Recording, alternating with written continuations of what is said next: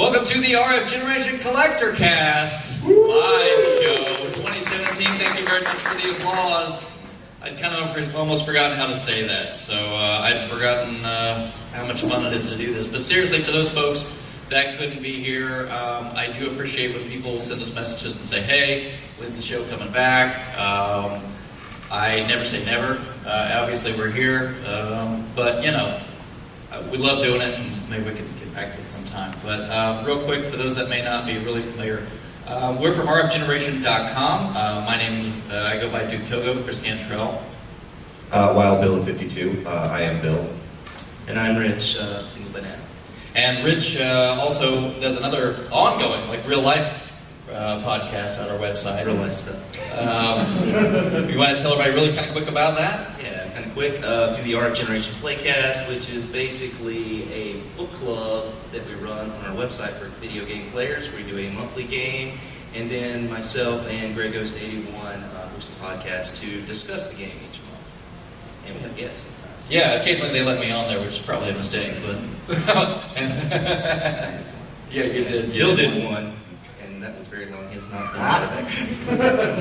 I'll put this down. But being at a convention, we kind of wanted to start with the time that we've got, and kind of going in and talking a little about con collecting and con buying, because that's always a hot topic. You guys have the rest of your day, so hopefully you can go out and make your money count. But there's a lot of tactics and tricks that kind of go around that. So we want to start off kind of by talking a little bit about budgeting and how to stick with that stuff. So I don't know about you guys, when I go into a con, like the big thing is everything is bright and shiny and wants my money.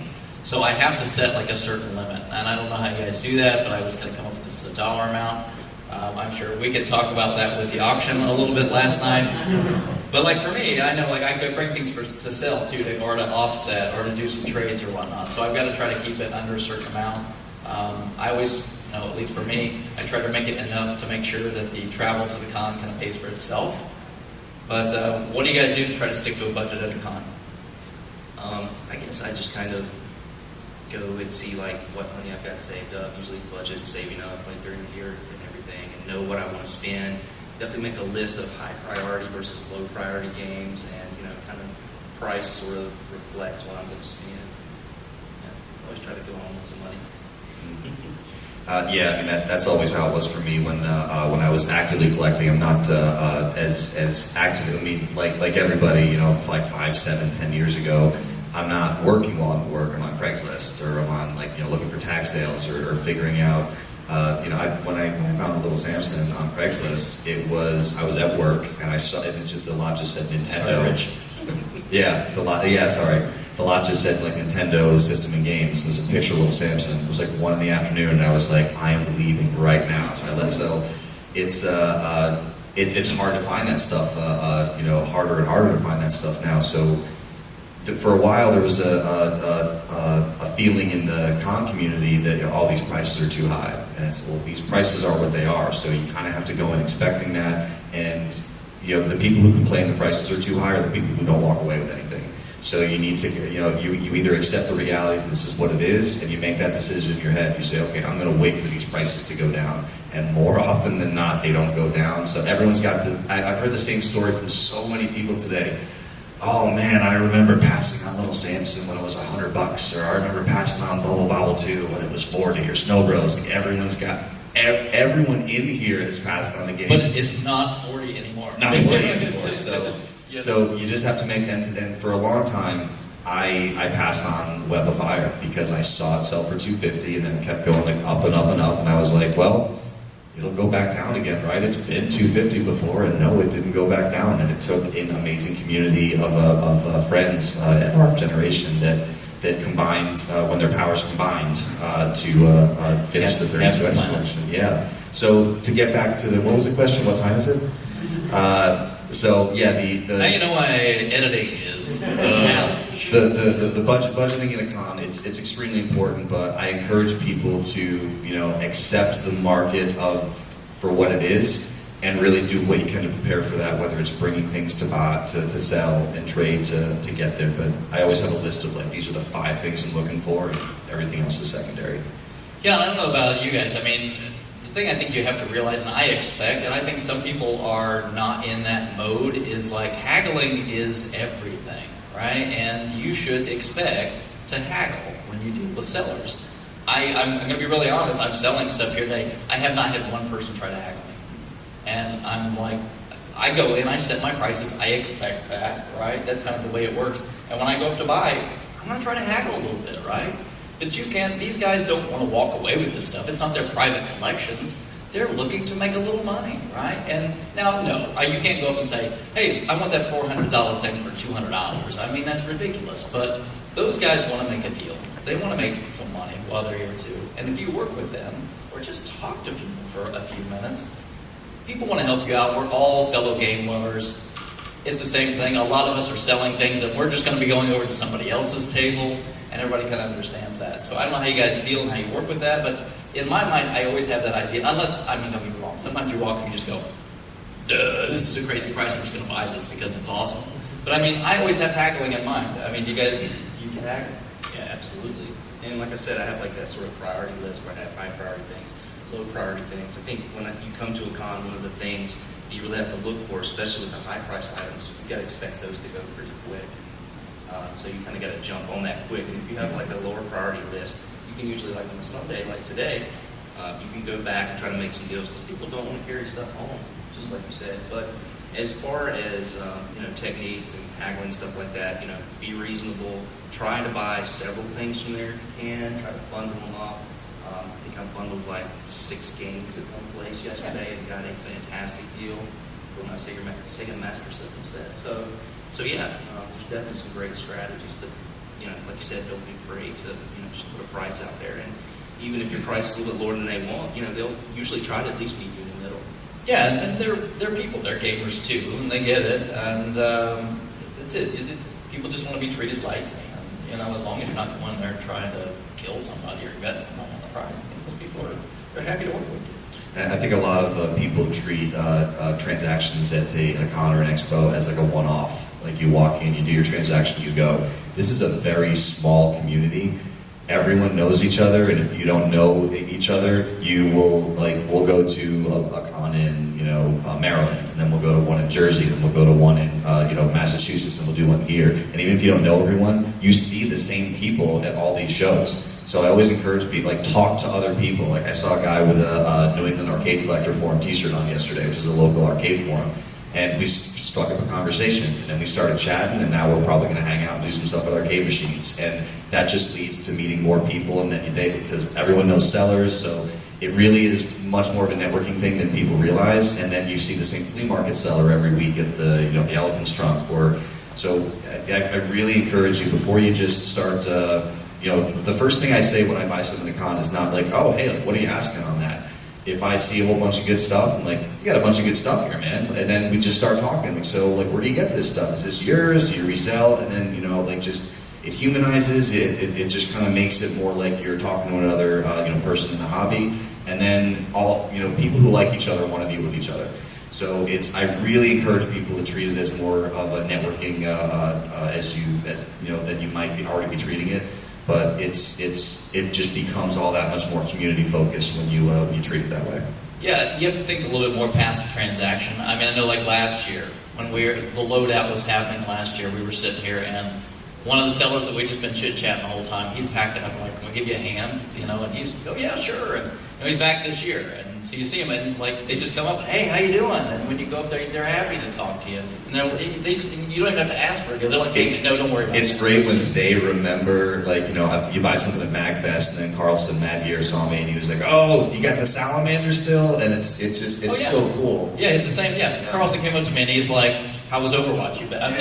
Over Horizon. He's like, how you been playing it? And I'm like, I love that game. And then we're just talking about the game all of a sudden. I'm like, wow, you remember that one thing that I bought at the end of the last con a year ago? And I want to thank you guys because that helped me get a lower price on my Sparkbox too this year. It was really great. So the plan came full circle. It did. I just said I was from RF generation, and that was it. Awesome. Yeah, but I think it's really kind of the way from start to beginning, the process, how you approach the table, in a friendly attitude. Hey, how you doing today? How sales going? And hit the table several times, and usually kind of create sort of a a bond with the seller and maybe get some good deals that way.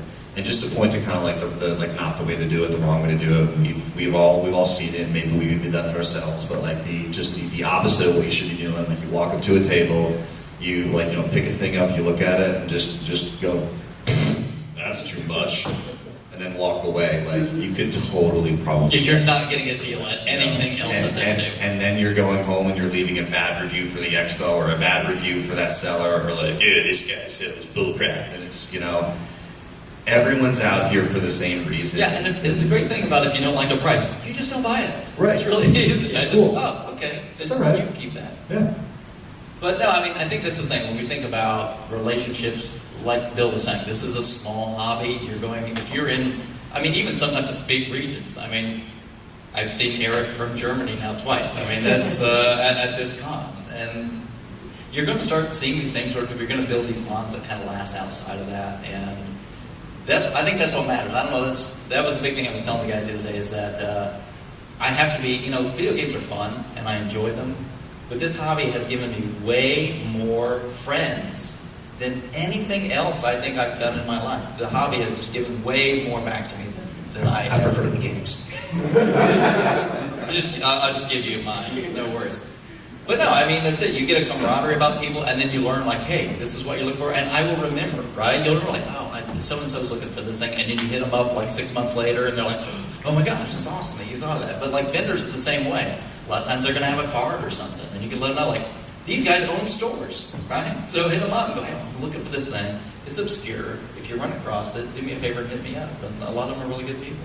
Yeah, and I think you bring up a good point as far as, like, from a collecting aspect too. It's really cool to, like, if you're a big collector, go through your collection and you see something on your shelf, and knowing where you got it from, whether it be like a con or a friend. Or, The story. That's the best feeling to me about being a collector, is having those biographical kind of stories, with your cards and your systems. And I asked you that question just the other day, because you finished your set, which is amazing. And I said, can you point to all of the major ones, and this stuff? Because I love that stuff. I love finding little receipts in the like a Babbage's receipt from a '94 or whatever. And and when someone comes into your room and looks at your collection, they're like, whoa, that's awesome. And then you say, yeah, that was from the lady in Middletown. She had a kid who was in the apartment was on fire, and this is all that survived, and this is I love. And conversely, I'll respond to like a Craigslist ad, and I'll go in there, and the place is just like garbage and like cat pee smelling, and like there's marker on all the games. I'm like, well, I can clean that off, but like I like really, really, really don't like the seller, and they're like really giving me a bad vibe. I'm like, you know what? I don't want to think about this person every time I look at these games, so I won't buy them. So I love having those stories that kind of the archaeology, or for lack of a better word, for where the collection came from. Yeah, you can look at it and say, I can't believe I didn't eat murder during this entire process. I got a couple of those. Yeah, the garbage bag of NES carts coming down, like like when you drive past a motel and it's like those like yellow lights, and like it's like dark for like miles, and just like the. And have you guys ever done like you pull up and you see the door and you like walk halfway up and then you're like no. And then you just walk back halfway and you're like, is this worth it? And you're like, just say like, make them into, and oh yeah, it's worth it. And then you get in there, and this guy was like, came down with a garbage bag full of Nintendo games, and I heard him before I saw him. So I just heard this shambling, and then like the garbage bags, and I'm like, hello, it's like, yeah, you here for the games? I bought those games. But we were talking about that. I mean, here last night, we were talking about Rich's thing, right? I mean, I want to know that story. But, I mean, how easy would it have been? You could just go push a buy it now on eBay and be done, and just go, okay, I'm done. All right, I'm going to sit back at home. But how big of a difference does that make? Of getting it like around you guys? Yeah. Oh, it's incredible. I mean, that was my plan. I even told you guys before, a lot of people on the site. I had a chance to buy a Samsung probably about 5 months ago, and just in a retail store. Probably could have, struck a deal for it then. I was like, you know what? I'm going to be patient, as I always am with my collecting, and we'll probably talk about that a little bit later. But I was like, I really want to make it special. I really want to get around my friends from the side, the people that have like helped me along the way, and I just think that would be just a cool way to do it. And ended up saving some money doing that as well. So I mean, big bonus there. So yeah, I like this business. We will make sure to not give her the link. How's that sound? That's great. But I've said the line before, but I love the line, is my greatest fear is that when I die, my wife will sell my games for what I told her I spent on them. But talking about a little bit about patience, I mean, we get different styles when you're walking to a convention. You have to kind of sometimes take the long term, right? I mean, sometimes it's like, I'm just not maybe going to get it this time around, right? And knowing what your target is and where you're going. But there's different people that play and collect for different reasons. So, I mean, some people are buy, play, flip, and some people are buy and hold. And I think sometimes people are sometimes like, oh, what do you mean you're just going to buy that and then turn right around and sell it again? I'm like, it's not gold bars. I mean, you can do whatever you want with the thing. But if you're going to buy the game and flip it, that's not a bad thing, right? If you enjoy it and that's what you want to do, enjoy the hobby, right? I mean, I know like Will over here, right? I mean, I see him, he does that a lot of stuff, but I know he's playing a lot of great stuff, and then he's like going to move on to something else that's really great, and that's awesome. I'm the kind of guy, like, I like to hold on to things because that's weird, and that's me, but I like, that's my thing, but I don't think, you got to do whatever works for you, and the hobby is what it is. I like the smell of it. I think You guys know what I'm talking about. Yeah, Krabby. I think Krabby said that to me the other day. He was like, oh look, it's I want the Metal Gear Solid, the trilogy collection, like the PlayStation 1 and then the 2 PlayStation 2 games. Which, correct me if I'm wrong, I think it's the only officially released PlayStation 1 game in the States in the DVD case. And I was like, I really would like to get that. There was a sealed one in the auction, and it was going for a pretty good price. He was like, you can get that. I'm like, no, it's okay. I'll get it later. I'm okay. And he says, yeah, but you'll get to smell it. So that's sealed. And I'll tell you, on a side note, my favorite smelling video game thing ever, and it might just be, rose-tinted nose, but the Final Fantasy VII strategy guide, brand new, stick your face right in those pages, is the best smelling, fresh video game thing in my memory. I disagree. I Old welcome Atari games, cracking the seal off of those, man, smelling those. 70s funk just amazing. I don't know, I'm going to have to admit, like, the weird thing, does anybody else do this? Like, when you buy, like, new electronics, and they're, like, sealed in those baggies, you peel off the tape, and you just smell that electronic That's just weird, smell. I don't know what that... Why are you leaving?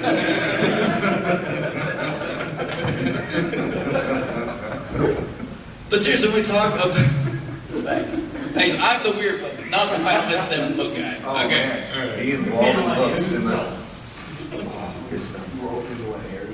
That's- We got a little bit. Just wafting these things. But, yeah, I don't know. Well, that's seal versus play, right? So some people have to open things up, and some people are a little against that. But, I mean, like, we're going back and talking about, like, long-term collecting goals. I mean, I think some of that we can tie back into our generation as well, because obviously you've got site collection tools, or have something on a list, have something that you're trying to go from. Because if not, you'll just say, oh, shiny.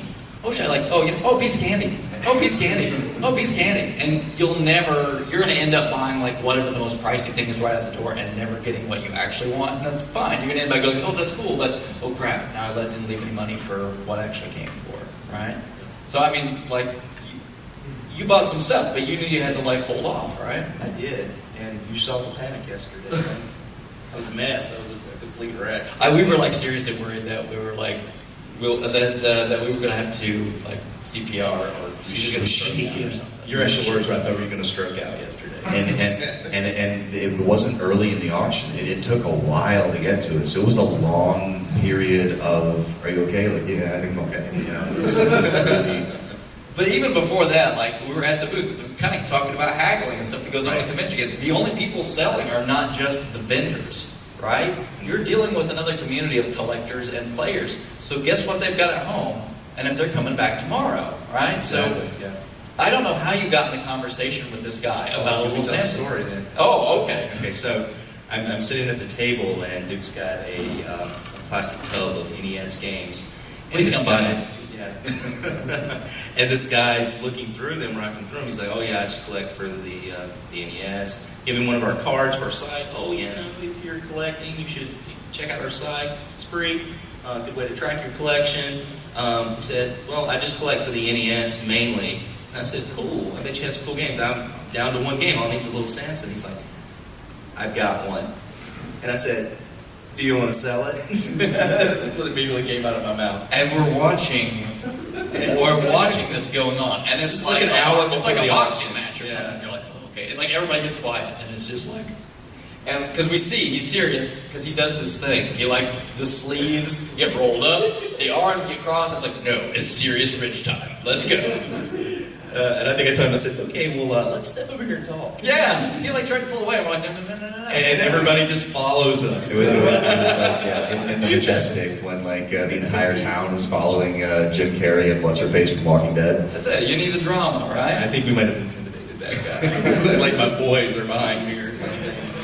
I have not seen him today, so maybe As intimidating as geeks can be. you were like rolling your sleeves up and everything. That's a nervous thing. But I mean, that's it. You were trying to work a deal on the floor for something that wasn't even on the floor, right? So I can guarantee if I went to any of you that may be somewhat local, and I was like, hey, these are the things that I'm looking for, I'm going to run into a few people that are like, yeah, I got that. And sometimes it's like, you know, if you're looking for it and it's not my thing, yeah, sure. If I'm coming back tomorrow, you get a 2-day pass, go for Or it. they know a guy who knows a guy, because just talk to people. Because I mean, it's especially with all the Facebook groups. Like around here, we have Nerd, New England Retro Collectors, and people sell a lot of stuff on there. They post finds, and it kind of becomes like a whole secondary forum to like all the other forums that we spend time on. So people who are members of those communities, like they all know each other. So especially if you're going to a convention that's outside your area, you might not know that there's a New England Retro Collector group that has thousands of people on it. My story with New England Retro Collector is I was going to PAX East earlier this year. I have a tradition of buying a 3DS game because it's just a nice, easy thing to flip open and play when you're in line someplace. Krabby had actually given me a sealed copy of Xenoblade Chronicles as a gift the first year he came out here, which is awesome. Great smell, great reversible art, and I played a whole bunch of it. Yeah. It's piney. So, but no, I played a whole bunch of it. I loved it, but I don't play a ton of the original Wii when I'm home. So I was like, you know what? I'd love to get that on 3DS. So I jumped on. It's like 3 days before PAX East. I jump on Nerd, and I was like, all right, does anyone have this thing for sale? And Nerd, spans like a really wide area. So I was like, hey, does anyone have a Xenoblade Chronicles for 3DS for sale? And this guy Bijan's like, yeah, I've got one. And I showed him some trade stuff, and he's like, yeah, I'll take that for it. I was like, awesome, where do you live? He lives a quarter mile from my house. So I traded, I said, oh, well, I could walk over there. So like we met up, got to his house, we did the trade. He has arcade machines, he has an impressive collection. He's a vendor here now, and we just did a beer swap. So he's a homebrew beer brewer too. So it's all it takes is just reaching out some of those methods, but the original point was, if you go to a con that's not in your area, There was no original point. if you go to a con that's not in your area, you don't know about those groups, so you need to talk people up because everyone knows what stuff's available in their area. And you can have illegal beer in your booth. And I think it's another thing with cons, right? Bring friends or make friends, because you want multiple eyes on everything, because I don't care. You can go onto a booth, you won't see it, somebody else is going to see it, so give somebody else your hit list, right? I mean, that's what, when we came in, we had like discussions about, okay, what are you looking for this time around? What am I? And like right off the bat, Rich comes up with one of the things, and he's like, hey, I found this, and here it is. I just, like, awesome, dude. Yep. Yeah, that's the way to do it. Krabby and I were riding up here in the van, and we just ask each other our phones, and we're scrolling through the list, and see what we're looking for. And yeah, it's like a group of like attacking vultures or something. You're all flying around and texting each other or running up to someone. I know with Ninja Warriors, I saw Will coming in, the front doors, and I just happened to get a glimpse of him, and I'm just like, kind of trucking, catch him. Like, I just found one, man. It's the only one I've seen this convention too. Yeah. So yeah. Yeah, and I think the thing you want to keep in mind too is, even if you're not a vendor, right, bring your little your trade stash, because like a lot of these vendors will be willing to do trades. I know grab one of the games he was looking for. Like first thing, we come in and we found it right away, and the vendor was great. I mean, before the doors even opened, we're sitting and doing some horse trading, and that kind of worked out. Like we started out like, okay, we'll do this, and he's trying to make his decisions, and then okay, well I'll swap it for this one, and then like later he comes back, you're gonna trade for that one, and whatever, that's fine, whatever you think you can sell. But if you're coming to a con, it's not just buying, right? If you've got some extra stuff you're looking to get rid of, talk to people, go to places. I mean, obviously they're going to be going to the shows too, so you might as well try to make a deal out of it if you can. Now, Bill, I mean, I want to talk a little bit about, because obviously you have to deal with putting together a show, and... Which one? This one? Yeah. Yes. RetroWorld Expo. So with many other great army of volunteers and several other partners, yes, we put this on. But you have to deal with vendors and kind of getting things set up and trying to bring back return vendors. So I mean, how do you go about like trying to get people in, and how do you like, these are the people we want to work with, and is that too much to get into? Yeah, I just felt the anxiety of just remembering what I didn't mean to put you on the spot. I feel like we got the next half hour covered. All right.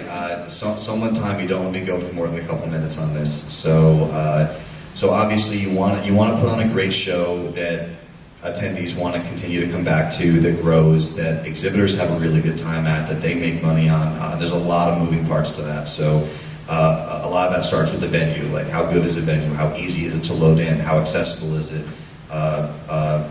Another part of, and that applies to the attendees also. A common thing that we have to address year after year is there's not a ton of people complaining about it, but we do have attendees complain that the exhibitors are trading with each other. I'm like, well, it's a free market.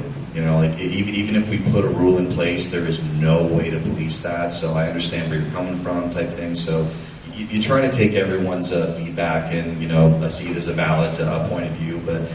As far as getting exhibitors to come in and enjoy being here, one of the things we thought originally was, okay, we have 50 exhibitors now. The next show we have 100 exhibitors. Okay, let's have 200 or 300. And we talked to a lot of exhibitors, and they're like, we don't really want that, because in a given market, you're going to have X number of people. So like if I have 200 exhibitors versus 300, I'm not going to get that many more attendees.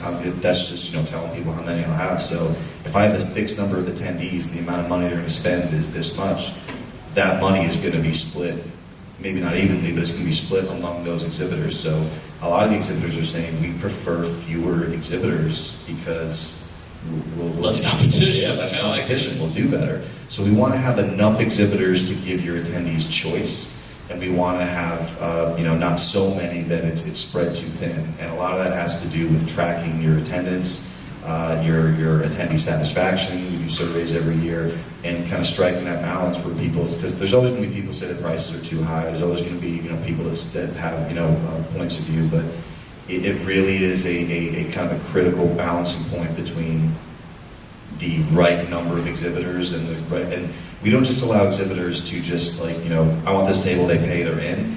They apply, we look at them and we say, yes, we think you will be a good fit here. So without going into too much more of a ramble on it, there's a lot of pieces that go into that. And I'll talk to anyone after the show who wants to go more in depth, and I'd love to hear feedback from people on past shows. I'll send, my email responses are very similar to my speech tendencies. You'll get a big long email back from me once I sit down. Yeah, pithy.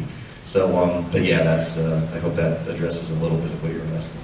Yeah, no, I mean, I think that's the thing is, and getting the right vendors in, because I don't know about. I mean, this is my third year coming to this con, and I don't think there's been many vendors that I've not been like, these are great people to work with.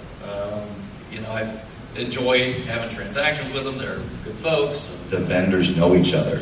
That's everywhere. So you have a good show, you'll get the same good vendors back, and they will tell their other, like, oh, what are you doing? Oh, we did RetroWorld. It was awesome. Those guys are cool. They have their stuff together. We're going to go back. And we get more, because we try to put ourselves out there and market ourselves, hey, come get a table here, but we get more vendors referred from other vendors than any other source. Yeah, I can imagine that. So when we kind of talk a little bit about, getting in and getting into a con and having a list, kind of going through things. I think the other side of that is kind of be willing and open to kind of what happens. I mean, you do want to go out with a list at some point, but sometimes you just are going to run across the craziest things at a con, or things that you just never imagined seeing, right? Like you were telling me this time around, like ColecoVision, right? I mean, we've not talked a lot about ColecoVision collecting or anything, but No one ever talks a lot about it. but we're in Connecticut, so you think like, oh, you get the idea, right? But I was surprised, and sometimes you got to go with whatever the trends are. But like you really were hitting some ColecoVision stuff, right? Yeah, I picked up, not heavy, I think I picked up 3 or 4 titles yesterday, and then there's another vendor here that has a nice little tub of games in the back.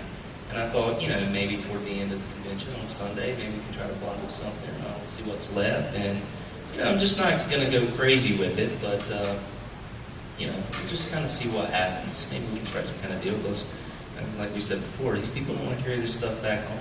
They brought it here to sell, and if they can unload it, they will, sometimes to your benefit. Yeah, and Sunday is deal day, right? Or like the last hour or two. Now, keep in mind, I know that's always that thing, and I know as a convention organizer it's tough because you get to try please do not close down early, right? We sell people tickets till this time. We don't want you running out of here.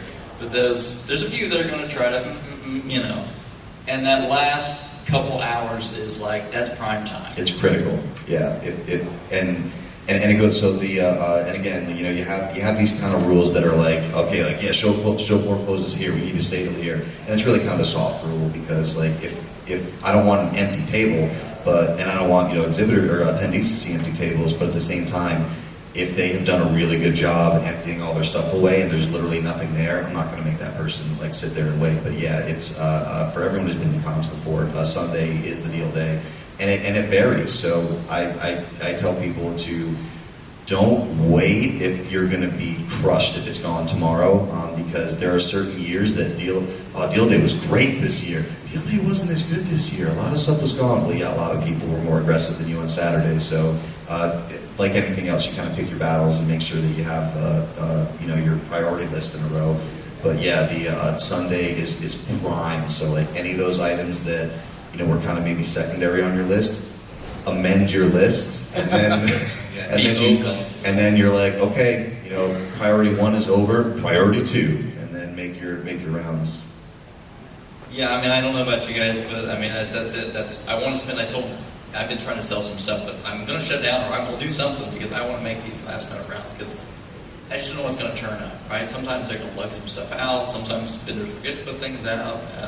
Sometimes RetroWorld Expo T-shirts are slashed to the price of $15. If you would like to get a T-shirt on Sunday, that's which is insane. It's insane. I can't where imagine. else can you get a There's T-shirt not even for any $15? profit in that. And they're attractive. Bam. Now, talk about the shirt, right? I don't think the only thing you could fail to mention is that what would go great with the T-shirt? I can't imagine what might go great with a I T-shirt. think they made some pins. Pins? The pins are $5? Get this though, even better than that, there are 3 different pins to collect. Man, are we done? No, seriously, they're pretty cool pins. You should go check them out. As we start to kind of get towards the end a little bit, I did like the fun part of the show always is kind of talking a little bit about gaming pickups, and so I want to talk about a little bit of that and leave a little time for that, both in the con and recent. If there's a story that you want to share, but I'll demur to Rich. And we will leave a little bit of time for some questions, and we also, we have the history of our show of going over community pickups, so maybe about 10 minutes or so we'll do some questions. If anyone has any interesting pickups, we will critique it and tell you, we'll Antique Roadshow it. We'll give you the GGs. Yeah. Let's get this antique on the roadshow. One thing I do want to mention, though, before we get out of con collecting is the Sundays are often a time where vendors will reload as well. So make sure you're going back around and checking out the same vendors you checked out yesterday because they can have more stock they didn't bring the day before. And it might not be their best stuff, but it might be some of the lower priced items they were looking for. Yeah, and sometimes they've got the tub stacked back there, and they're just going to constantly kind of keep shoveling product out. I mean, they're going to put their bright and shinies out front, but you'll get the other side.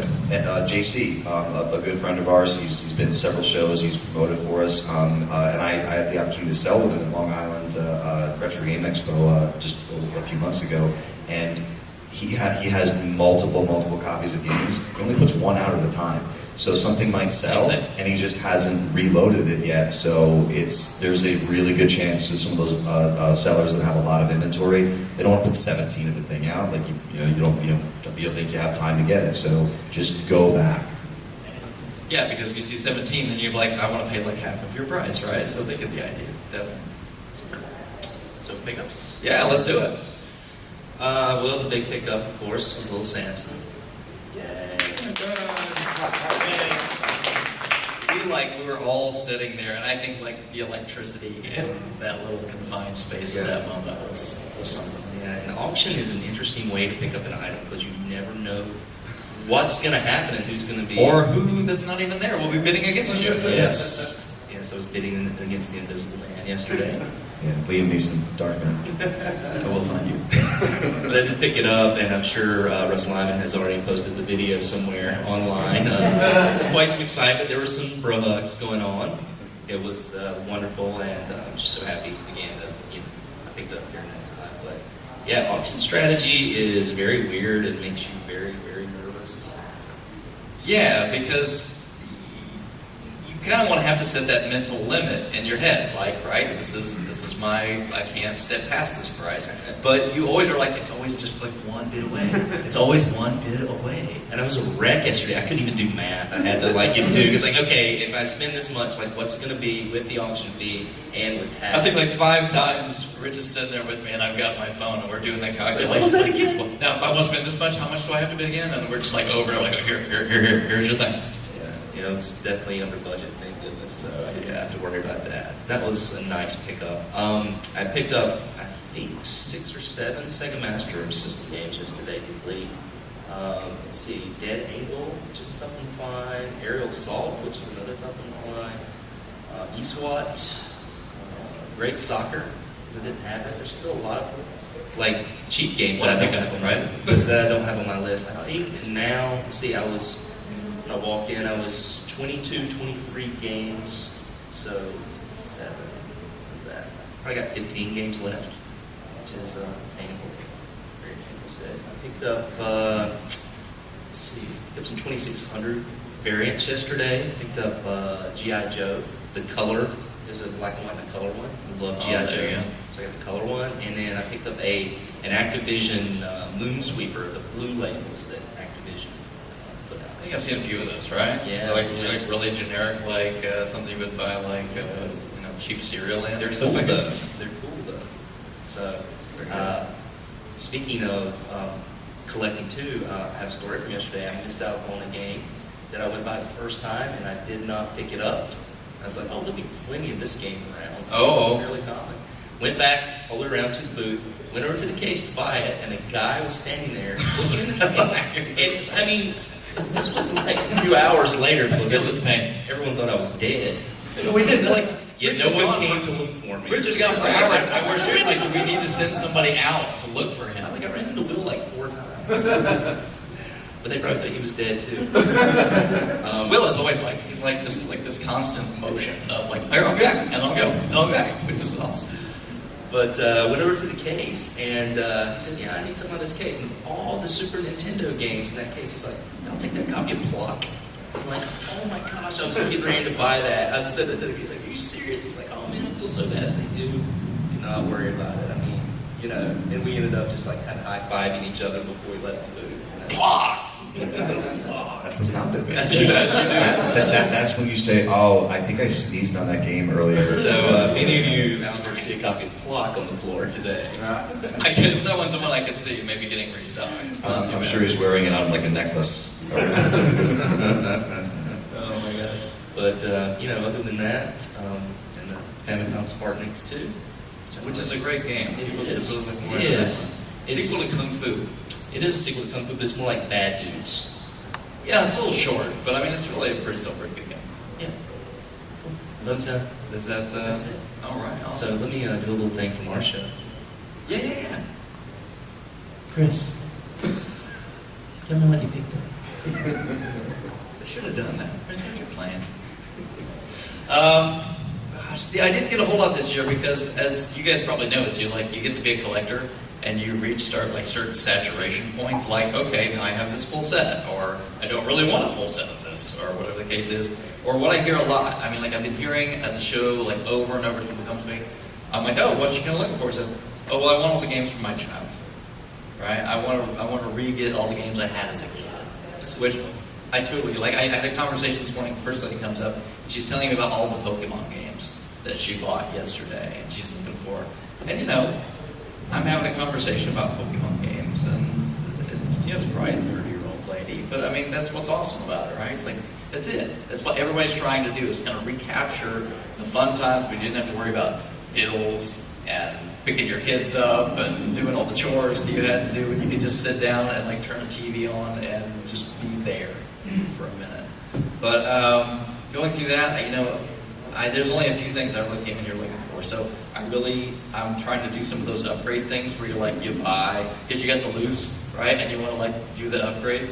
So I had a copy of Shining in the Darkness that I had lent to a friend eons ago, who was no longer my friend, as you can imagine, because the story goes, the game never came back, right? So back, I used to be I was a Genesis kid, and so I had like Shining in the Darkness, Phantasy Star 2, and I lent them to him because like him and his dad would sit and play these things.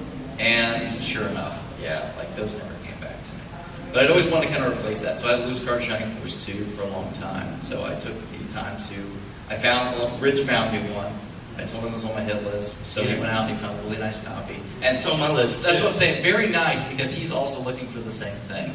And so very sacrificial of him. He just comes up and he goes, here, this is for you, and I'll get the next one. And we haven't. There's not such a common game. How have we not seen it? Which is like a pretty common game. So, and if you have like a Shining in the Darkness at home that you want to bring in that you don't want.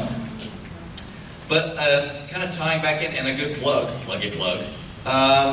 Recently on Rich's show, we did a playthrough of Shining Force 2, which is probably a really tough game to play through in a month for adults. But we did. It was a lot of fun. So RFG Playcast, you really need to go back and check their show out. But the Shining Force games, because you guys did, what, 2 years ago, the first one? Yeah, it was 2 years ago.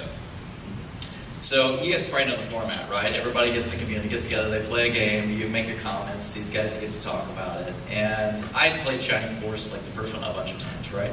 So Shining Force 2, I said it on that one, and the joke got to be, it's like somebody's like, oh, so when are we doing like the next Shining Force game? Which is like either the weirdo Game Boy games that we never had like one of, which was that, or Shining Force CD, which not the cheapest game on the planet. But no, like one of the first things, like before we even opened yesterday, there was a vendor, and he had a Shining Force CD sitting there, and so we had a nice little trade, and it worked out really well. Well, it's a little trade, a little money, but we worked the deal out for that, so I got a nice copy of Shining Force CD. And other than that, we've got our annual Silent Services signed. So anybody that's listened to the show before, we know that Silent Service is the best NES game, and it's very rare and hard to find. Maybe not the best, definitely the most rare. So we have this annual tradition where kind of everybody gets to come together and sign a Silent Service card as a memoir. So I think we've all pretty much about hit that. But that's been a highlight. I think out of that, this year, like the first year, Krabby, who can't be here, of course, but we do this road trip, and I would encourage you guys if you can do it. I mean, like, obviously, you can fly, right? You guys can fly. Do a road trip and just randomly search for game stores on the way to the trip and just make stops in the weirdest of places. And we've got a lot of things that came from that. But, I mean, like, you will find game stores, like, in the basement, like, almost of somebody's old beat-up house, and you walk in, and you're like, I don't know if this is safe for me to be in here, because they'll have, like, that must smell, that things like, okay, how long has this stuff been sitting here?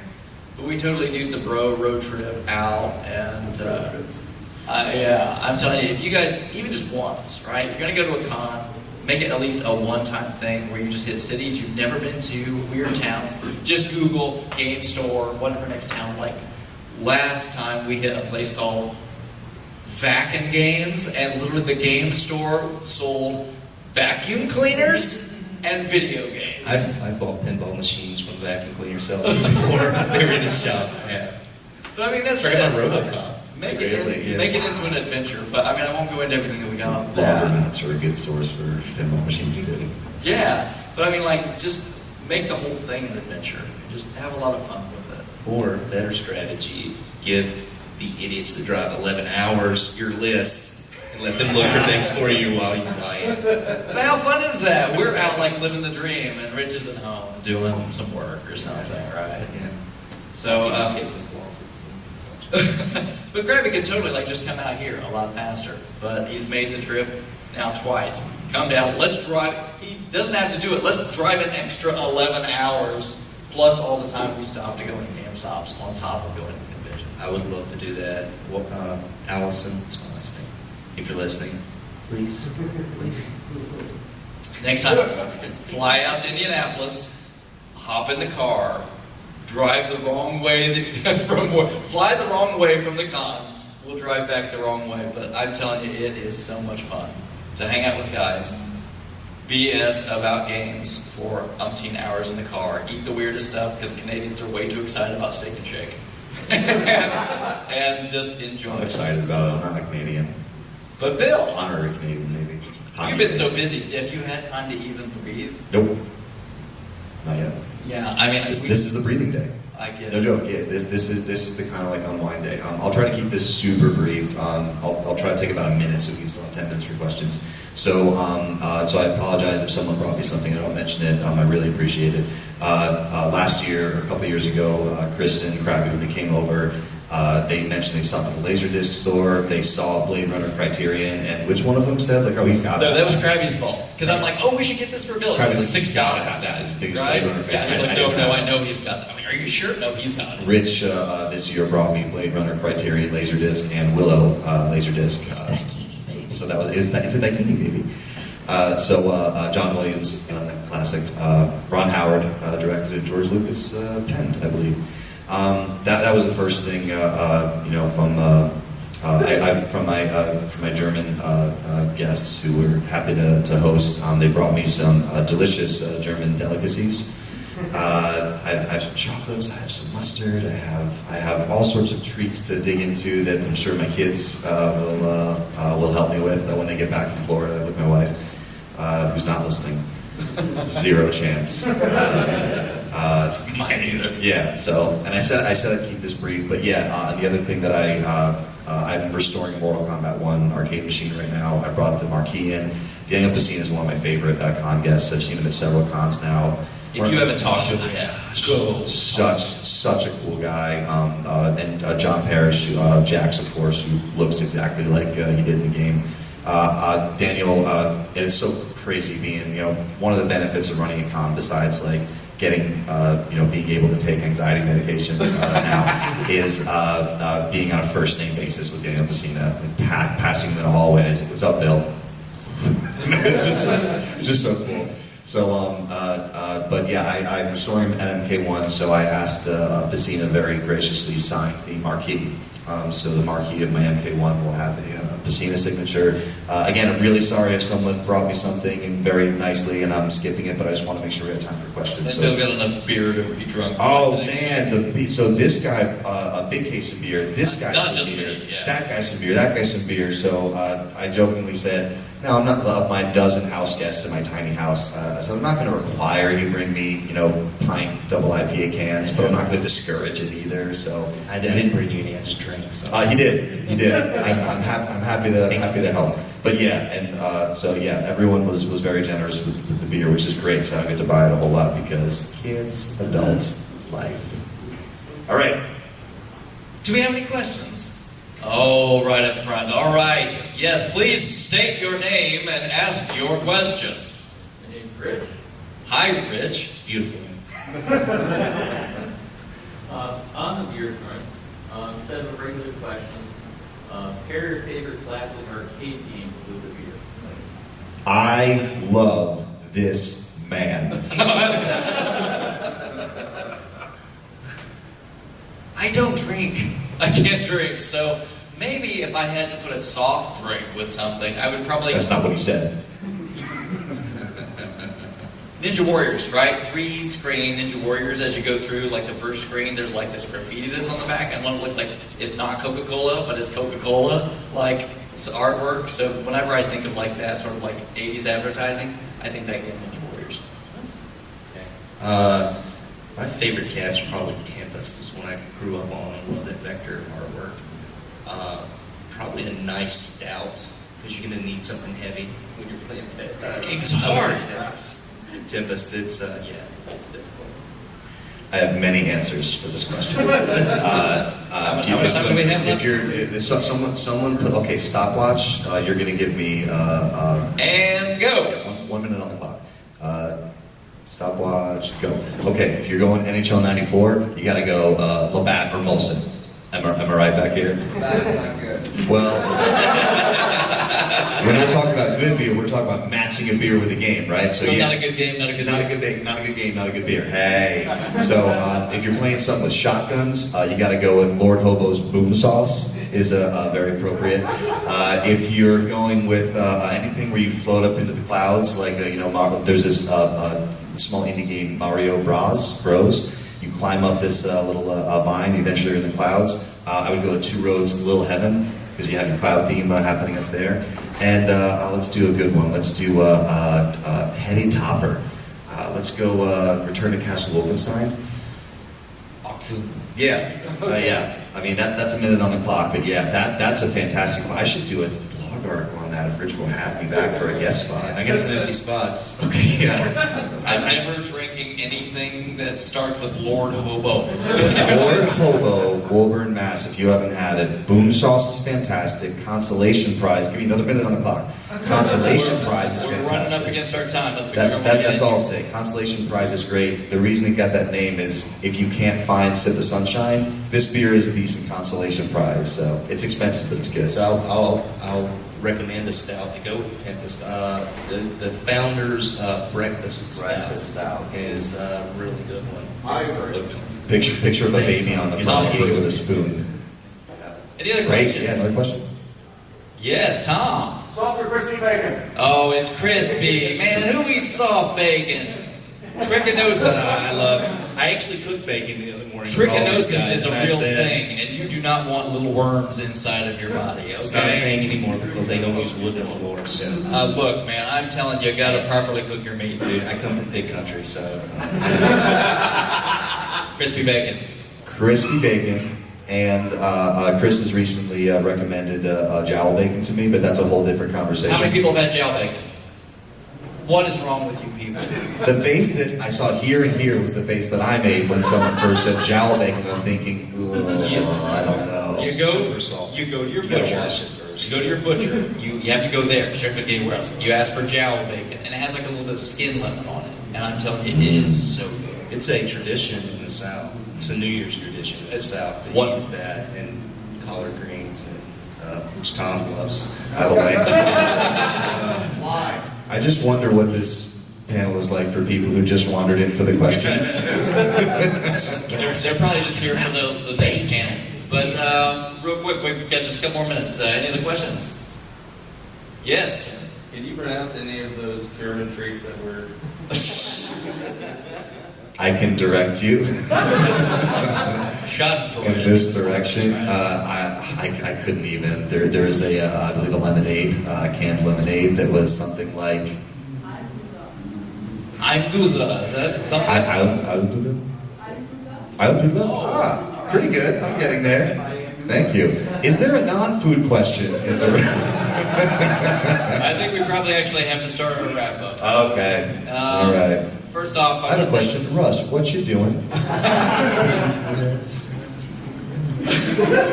I'm telling you, like every time I see Russ, that song is in my head. It's this little thing. So I want to thank everybody very much for your time and coming out and saying hi. I really hope everyone enjoys the show. Please come by and buy something at our table. No, but seriously, stop by and chit-chat a little bit. I really appreciate all the friendship that I get out of this thing. RFGeneration.com is our website. The Collectorcast, we have lots of back episodes that you can go back and listen to. As the retro episodes. That's right. If you like retro, you can go back and listen to like our favorite games from like 2 years ago. And the Playcast, right? www.rfgplaycast.com. www.collectorcast.com and rfgeneration.com. So we'd love to see you there. So thank you all very much for coming out.